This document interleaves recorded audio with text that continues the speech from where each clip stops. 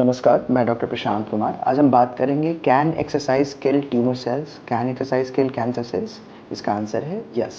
So there was a recent publication in 2017 from Nanyang technological university. वहाँ के biomedical engineering team ने they have recently published an article.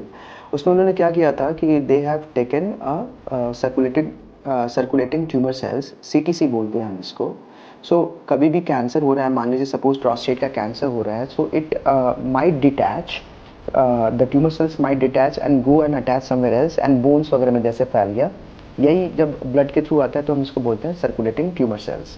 These CTCs where taken, और जब ये फैल जाता है तो हम इसको मेटास्टेसिस बोलते हैं। These CTCs where taken by the team from Singapore, and they also created in lab a circulatory system। वहाँ पर आर्टरीज जैसा ही बनाया गया था, और आर्टरीज में जो स्ट्रेस होता है, नॉर्मली हमारी जो भी आर्टरीज है उसमें स्ट्रेस होता है 15 डाइन पर सेंटीमीटर स्क्वायर होता है। डाइन होता है 1 ग्राम।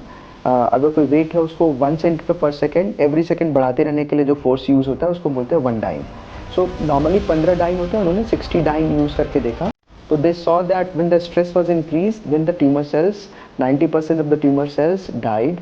बाकी जो बचे हुए थे वो भी 24 आवर्स में they underwent apoptosis, और they were not even viable। apoptosis मतलब वो खुद ब खुद मर गए, और बाकी वो जो थे वो सर्कुलेटिंग ट्यूमर से जो नॉट वायबल, वो सर्वाइव नहीं कर पाए।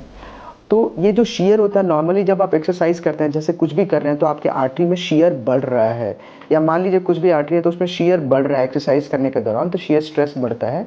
सो these circulating tumours they are killed by the shear stress which happens in the exercise। So you should take up some form of exercise, and it helps in prevention of cancer। Even if you have cancer undergoing some kind of chemotherapy, you should take up some form of exercise if possible, because exercise prevents or kills cancer cells। Thank you।